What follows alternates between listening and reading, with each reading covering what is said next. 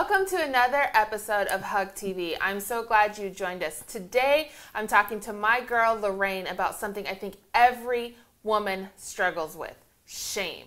So, welcome, Lorraine. Thank you for having me. I appreciate it. I'm so glad you're here. So, Lorraine is one of my friends, and we had an instant connection. We met at a women's small group, and we've been just sister girls ever since. Yes. And I started to learn more about Lorraine and her story. And she is such a powerful woman, and she's going to share some great stuff with us. So talk to me about shame, Lorraine. We all experience it. Right. It's something that I think men, women, everybody goes through shame at some point in their life.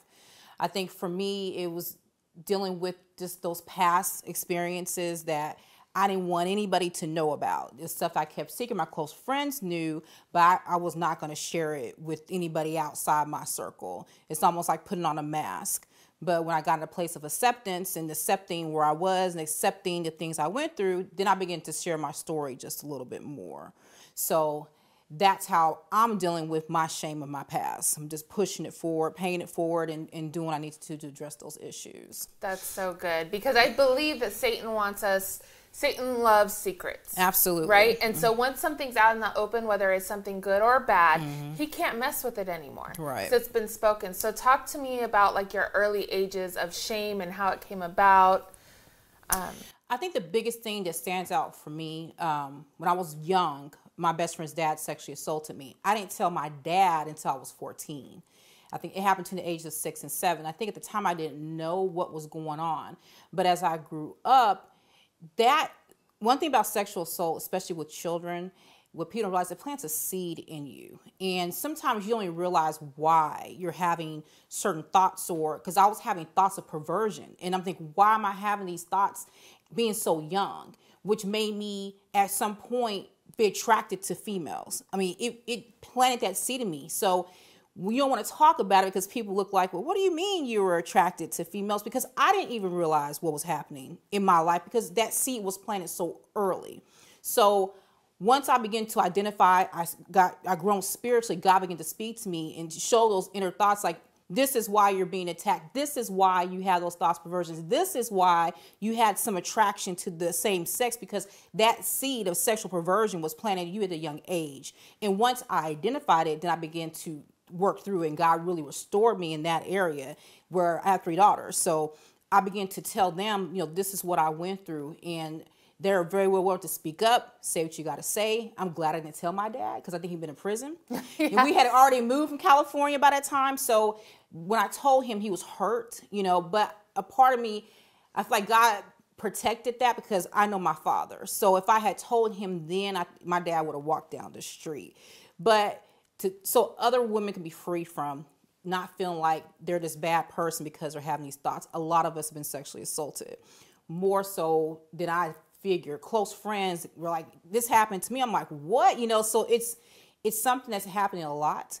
And I really want women to know that don't be ashamed of what happened to you. Don't be ashamed of the thoughts that you're having, because that sexual perversion, when that's planted in you at any moment, or really at a young age, you're vulnerable and you don't really understand why you're feeling this way. So I thank God for deliverance. I thank God for vision and just opening my eyes as to why I was having those attacks spiritually. Yeah, I think that's so good. And even in my own case of molestation as a child, I remember, being a little kid in like 1st or 2nd grade. I can't remember, so long ago.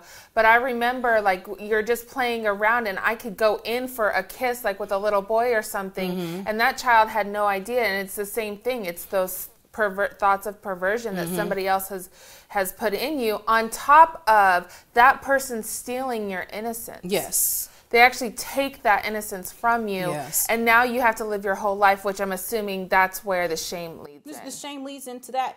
And it was bigger than attracted to a female. I mean, just being sexually promiscuous. I was thinking these thoughts at a young age about being with a boy, playing house to the extreme. Right. I mean, it wasn't like, okay, we're husband and wife and we're playing house to the extreme, and thinking that it was okay. It was because that seed was planted very young. And sometimes we don't even realize what's happening then. As I look back, I'm like, wow, all the stuff that I was doing at a young age all stem from what happened to me with this grown man, you know, and I didn't understand it then, but as I got older, it became more clear what really happened. And I began to look at my childhood and patterns. I was like, wow, you know, that seed was so deep, and I was acting out on it and didn't really realize it until I got older where it came from. Right. Now, because of that abuse in your life, did you find it hard for you to share stuff with people? I know for me personally, I mean, mine occurred when I was very young, but even in my, 30 plus years later in my marriage, God really revealed to me, but the reason why I didn't share a lot with my husband is because it was this seed of don't tell anybody that was planted in me. And I actually had to work at telling him just random things, you know, like, hey, this happened at work today, or I saw a blue car, or whatever that is, right? I actually had to work through that. And so I feel like whenever that offense happens, on top of shame, there's so many different things that we now have to work through to get to a point where we can go ahead and help other people through it. And so when did you realize that you were carrying this shame? When did it shift from just being, I have these thoughts and I think this is okay? Was it specific people shaming you, or did you just wake up one day? Did you have an encounter with God? So the enemy's clever. You know, he makes you think that if you say something, then people are going to look at you a certain way. But on the flip side of that, when you do say something, you help other people come out their mess and out their bondage. But he don't put it to you that way. So it wasn't so much that other people were shaming me. I was ashamed of myself because I feel like if I say something, then how are they going to look at me? But knowing, because I had friends have the experience, I'm very open about a lot of areas in my life. When it came to relationships, when I realized I hadn't dealt with it, certain little things would happen. Like, for instance, I don't like people breathing on the back of my neck. I mean, it drives me crazy. But what it came from is that this man I was young, so he would sit on the bed and he would breathe on my neck. And so when people would do it, I was like, just get from the back of my neck, because those thoughts would come in my head. So I didn't realize, like, oh my God, I haven't dealt with this yet. I haven't really let it go. I haven't really just gotten over it. And I began to see a therapist. I need to talk through this, because maybe there's still some things here. Maybe I have never forgiven him either. You know, so I was still in bondage. It wasn't impacting me where I couldn't function. But little things would happen to I'm like, okay, where is that coming from? And a lot of it stemmed from that sexual abuse. And, you know, so I was open with my relation. My husband's very well aware of what happened to me. I was very open with my daughters because I wanted them to be cautious of who they're around. Cautious enough to where I'm like, who's over their house? Is the dad there? You know, the brother there? But family abuses too. So I just want to be aware. Don't ever feel like you can't say anything to me, because I understand where you are. So if anything happens to you, let me know so I can help you walk through the process. Right. Why do you think us as women don't share those things that we're shameful of? Judgment.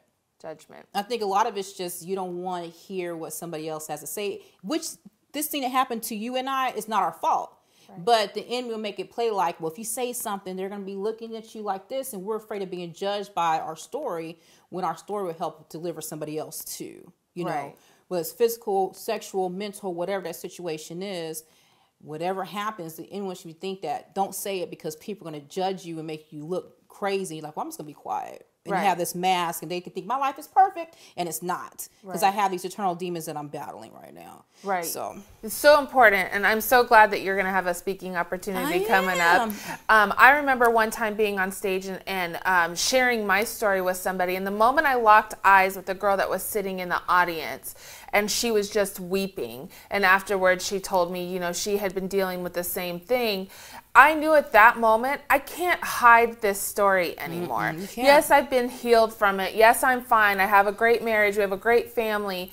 But it happens. And the more we speak out as women, we're able to help more women or men do it. And so get through it and know that it's like you said, it's not their fault. It's not our fault. That's the number one thing.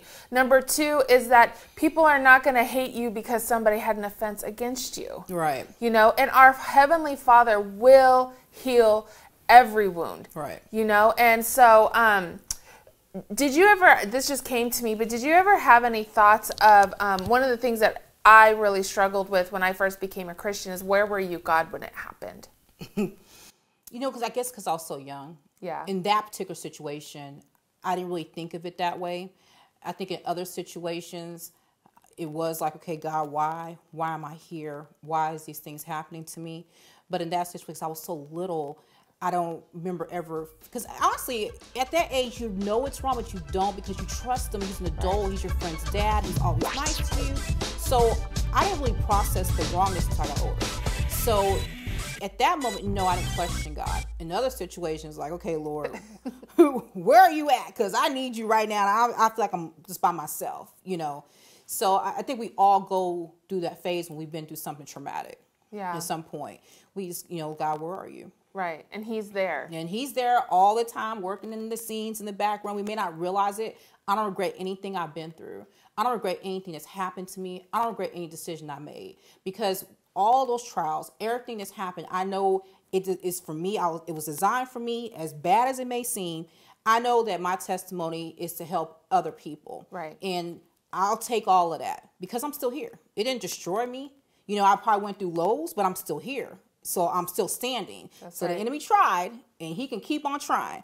The storms will come, but God said he'll pull me through them. So I'm totally okay with what happened. With everything that happened, I'm fine with it. So last thing is, if a woman approached you and she had the similar thing and she's dealing with shame, what would be your advice to her? You have to first accept where you are. I think true deliverance comes with acceptance. Until you accept where you are, you can never deal with the pain. So once you just accept it, and then from there you have to deal with that pain and know that you're not alone, that God is still there even when you don't see him. He's always orchestrating stuff on your behalf in the background. You got to trust him.